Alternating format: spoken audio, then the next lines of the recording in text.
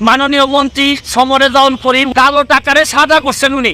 তাও মন্ত্রী হওয়ার আগে 10 তলা একটা বাড়ি আছে ওনার, যেটার নির্মাণ ব্যয় হয়েছে 15 কোটি টাকা। তুপকানা রোডে 2টি অফিস স্পেস, তারপর হচ্ছে গিয়ে জমি হচ্ছে গিয়ে অনেক অসংখ্য জমির মালিক।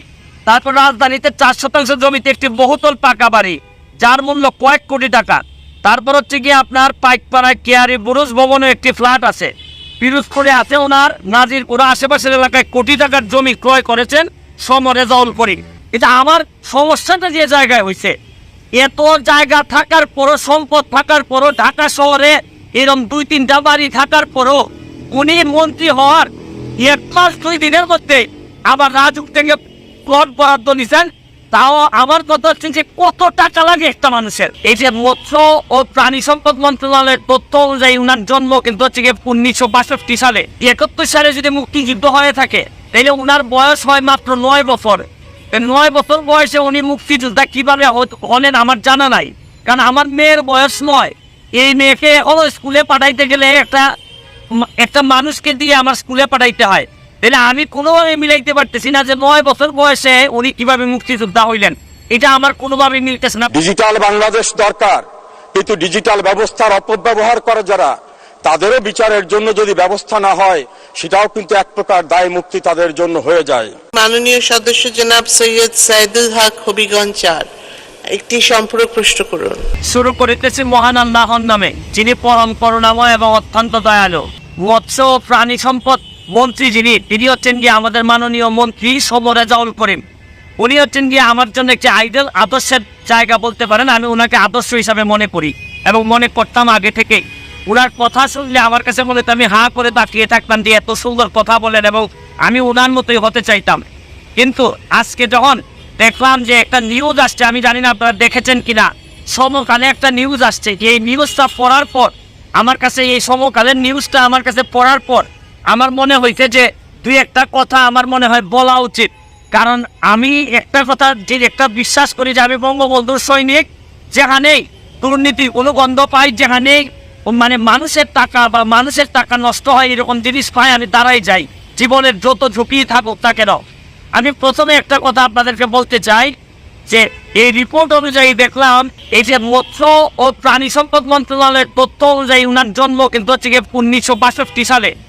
1962 সালে উনার জন্ম হয়ে থাকলে উনি মুক্তিযোদ্ধা হিসাবে দাবি করতেছেন, উনার সার্টিফিকেট আছে মুক্তিযোদ্ধার। এবং উনি 71 সালে যদি মুক্তিযুদ্ধ হয়ে থাকে তাহলে উনার বয়স হয় মাত্র 9 বছর। 9 বছর বয়সে উনি মুক্তিযোদ্ধা কিভাবে হলেন আমার জানা নাই, কারণ আমার মেয়ের বয়স 9। এই মেয়েকে স্কুলে পাঠাইতে গেলে একটা মানুষকে দিয়ে আমার স্কুলে পাঠাইতে হয়। তাহলে আমি কোনোভাবে মিলাইতে পারতেছি না যে 9 বছর বয়সে উনি কিভাবে মুক্তিযোদ্ধা হইলেন। এটা আমার কোনোভাবে মিলতেছে না, প্রথম প্রশ্ন। পরের প্রশ্ন হচ্ছে গিয়ে দেখেন, উনি দেখলাম রিপোর্ট অনুযায়ী কালো টাকারে সাদা করছেন উনি, তাও মন্ত্রী হওয়ার আগে। আচ্ছা ধরে নিলাম যে ওনার টাকা আছে, অনেক টাকা আছে, উনি স্বনামধন্য আইনজীবী। এখন কালো টাকারে যিনি সাদা করেন তার পক্ষে কিন্তু উনার মন্ত্রণালয়ে যত মানুষ দুর্নীতিবাজ আছে, যারা কালো টাকার মালিক, তাদেরকে তো নৈতিকভাবে উনি কোনো কথাই বলতে পারবেন না, কারণ উনি নিজেই তো কালো টাকার মালিক ছিলেন, যেটা উনি সাদা করছেন এই রিপোর্ট অনুযায়ী এখানে স্পষ্ট আছে। এরপরে আমি আপনাদেরকে আরো জিনিস দেখাইতে চাই। আশ্চর্য লাগে যে একটা মানুষ, উনি নিশ্চয়ই আমাদের চেয়ে অনেক ধনী, ওনার সম্পদের হিসাবটা আমি একটু এখান থেকে আপনাদের কাছে পড়তে চাই। যে ওনার হচ্ছে গিয়ে রাজুকের 854 নম্বর দাগে হচ্ছে গিয়ে 10 তলা একটা বাড়ি আছে ওনার, যেটার নির্মাণ ব্যয় হয়েছে 15 কোটি টাকা। তুপকানা রোডে ওনার হচ্ছে গিয়ে 2টি অফিস স্পেস, তারপর হচ্ছে গিয়ে জমি হচ্ছে গিয়ে অনেক অসংখ্য জমির মালিক। তারপর রাজধানীতে 4 শতাংশ জমিতে একটি বহুতল পাকা বাড়ি, যার মূল্য কয়েক কোটি টাকা। তারপর হচ্ছে গিয়ে আপনার পাইকপাড়ায় কেয়ারি বুরুজ ভবনে একটি ফ্ল্যাট আছে। পিরোজপুরে আছে ওনার নাজিরপুরা, আশেপাশের এলাকায় কোটি টাকার জমি ক্রয় করেছেন সমরেজাউল করিম। আমার কথা হচ্ছে যে উনি হয়তো অনেক ধনী হইতে পারেন, ওনার এই জায়গা সম্পত্তি থাকতে পারে। এটা আমার সমস্যাটা যে জায়গায় হয়েছে, এত জায়গা থাকার পরও, সম্পদ থাকার পরও, ঢাকা শহরে এরকম 2-3টা বাড়ি থাকার পরও উনি মন্ত্রী হওয়ার 1 মাস 2 দিনের মধ্যে আবার রাজুক থেকে প্লট বরাদ্দ নিছেন। তাও আমার কথা হচ্ছে যে কত টাকা লাগে একটা মানুষের, কত টাকা হইলে মানে এটা তো হচ্ছে কি এই বরাদ্দ তো নিবে যারা হচ্ছে গিয়ে ধরেন হয়তো বেআইনি উনি কিছু করেন নাই, কিন্তু এত জায়গা সম্পত্তি থাকার পরে একটা মানুষের আবার এই জায়গা নিতে হয়, এইটা আমার কাছে মনে হয়েছে যে এটা কঠিন বাস্তবতা। আমি এই রিপোর্টটা এখনো বিশ্বাস করতে চাই না, কারণ উনি এখনো আমার আইডল। আমি মনে করি উনার যেভাবে উনি কথা বলেন আমি এখনো বিশ্বাস করতে চাই। আমি বিশ্বাস করি উনি এই সমকালের যতগুলা লেখা আসছে এইটার একটা প্রতিবাদ দিবেন অথবা এদের বিরুদ্ধে মামলা করবেন যদি এই কথাগুলো সত্যি হয়ে না থাকে।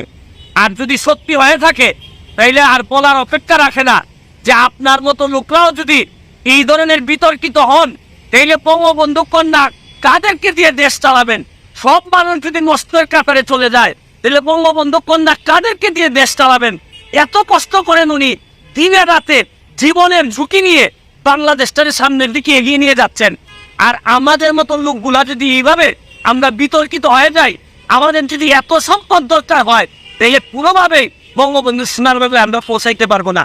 আমি এখনো বিশ্বাস করি যে উনি প্রতিবাদ দিয়ে মামলা করবেন যদি এগুলো সত্য হয়ে না থাকে। আর বিশেষ করে মুক্তিযোদ্ধার বিষয়টা উনি যদি প্রকৃত অর্থে হয় উনি মুক্তিযোদ্ধা হিসেবে সঠিক কিনা উনি প্রমাণ করবেন, নাইলে ওনার জন্মসাল ঠিক কিনা এটা ওনাকেই প্রমাণ করতে হবে। আর নাইলে মুক্তিযুদ্ধ এবং মুক্তিযোদ্ধাদের মতো এই একটি সম্মানিত জিনিস নিয়ে উনি যদি কোনো কিছু করে থাকেন এটা আমাদের জন্য চরম দুর্ভাগ্য হবে। আজকের মতো বিদায় নিচ্ছি, ভালো থাকবেন। যতদিন বেঁচে আছি প্রতিবাদ করার মধ্যে দিয়ে যাইতে চাই, আর মরে গেলে তো আপনাদের কাছে শুধু দোয়া চাই। ধন্যবাদ মাননীয় সদস্য, মাননীয় মন্ত্রী। মাননীয় স্পিকার, আপনাকে ধন্যবাদ এবং বিশেষভাবে আপনাকে অভিনন্দন যে এই মহান জাতীয় সংসদে আপনি 4 বার স্পিকারের দায়িত্ব পালন করে আপনার প্রজ্ঞা, আপনার যোগ্যতা, আপনার ধীশক্তি এবং অনন্য অসাধারণ দায়িত্ব পালনের মধ্য থেকে জাতীয় সংসদকে সকলের কাছে গ্রহণযোগ্য গণতান্ত্রিক চর্চার প্রতিষ্ঠানে পরিণত করেছেন।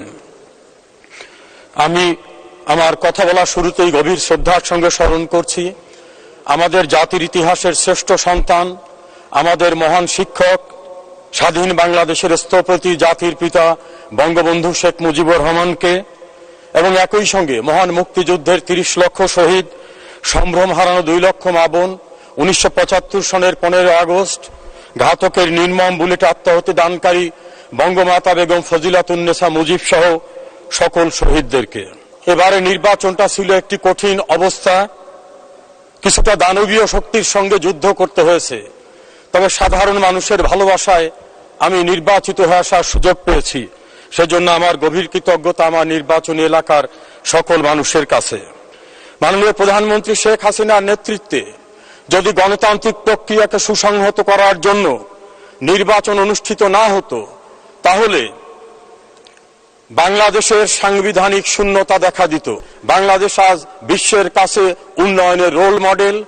আজ বাংলাদেশে কেউ অপরাধ করে দাম্ভিকতার সঙ্গে বলতে পারে না আমি অপরাধ করেছি, কেউ কিছু আমাকে করতে পারবে না। আমার বিশ্বাস এই ধারাকে অব্যাহত রাখতে বাংলাদেশের মানুষের আশা আকাঙ্ক্ষার একমাত্র আশ্রয়স্থল শেখ হাসিনা। তিনি যতদিন বেঁচে আছেন আমরা কামনা করি তিনি শতায়ু হবেন। মাননীয় স্বরাষ্ট্রমন্ত্রী এখানে আছেন, আমি বলবো আমরা ডিজিটাল বাংলাদেশ কায়েম করেছি, কিন্তু ডিজিটাল ব্যবস্থার অপব্যবহারের ভয়ঙ্কর ক্ষতিগ্রস্ত যারা, তাদেরও বিচার পাওয়ার অধিকার আছে। আমি একটি মামলায় মাননীয় স্বরাষ্ট্রমন্ত্রীর কাছে বারবার গিয়েছি, পুলিশের সংশ্লিষ্ট কর্তৃপক্ষের কাছে গিয়েছি। আসামিরা স্বীকারোক্তি করার মামলায় 3 বছরে চার্জশিট দেওয়া হয় না। এই অজুহাতে আসামিরা জেলখানা থেকে বের হয়ে যাচ্ছে।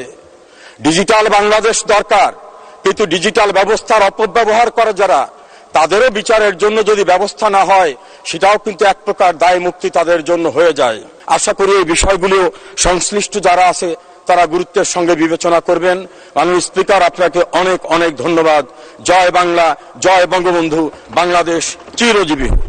দেখলেন দর্শক, মৎস্য ও প্রাণী সম্পদ মন্ত্রী সমরেজাউল করিমকে কিভাবে ধোলাই করলেন ব্যারিস্টার সুমন। যেখানেই অন্যায় দুর্নীতি সেখানেই ব্যারিস্টার সুমন ভাইয়ের সাহসী প্রতিবাদ। এই রেজাউল করিম কোটি কোটি টাকা লুটপাট করেছে এবং ভুয়া মুক্তিযোদ্ধার পরিচয় দিয়ে কোটি কোটি টাকা হাতিয়ে নিচ্ছে সরকারের কাছ থেকে, কিন্তু তার বিরুদ্ধে কেউ কথা বলার সাহস পায় না, কারণ তিনি মৎস্য ও প্রাণী সম্পদ মন্ত্রী। যেকোনো সময় যেকোনো মানুষকে ঘুম করে ফেলতে পারেন তিনি। কিন্তু দেখুন, বাংলাদেশ একজন সাহসী বীর পুরুষের জন্ম হয়েছে, যে কিনা এসব এমপি মন্ত্রীদের কোন পাত্তাই দেন না। সকল এমপি মন্ত্রীদের চুরি দুর্নীতি তিনি সাহসিকতার সহিত ফাঁস করে দেন। তাই তো তাকে এখন বাংলার ফাটাকেষ্ট বলা হয়। তিনি আর কেউ নন, তিনি আমাদের সকলের প্রিয় ব্যারিস্টার সুমন ভাই। সত্যি ব্যারিস্টার সুমন ভাই একজন মাটির মানুষ। দর্শক, আপনারা সবাই এই ব্যারিস্টার সুমন এর জন্য দোয়া করবেন। আজ মাননীয় প্রধানমন্ত্রীকে ধন্যবাদ জানাচ্ছি যে তিনি একজন যোগ্য এমপি বানিয়েছেন। মাননীয় প্রধানমন্ত্রীকে অনুরোধ করব তার উপর নজর রাখার জন্য, তাকে যেন কেউ হামলা করতে না পারে, কারণ তার শত্রু তো এমপি। মন্ত্রীরা, আজকের মতন বিদায় নিচ্ছি। দর্শক, ভিডিওটি বেশি বেশি শেয়ার করে সকলকে দেখার সুযোগ করে দিন। আর আপনি চ্যানেলে নতুন হয়ে থাকলে এখনই সাবস্ক্রাইব করে রাখুন সবার আগে সত্য তথ্য পেতে।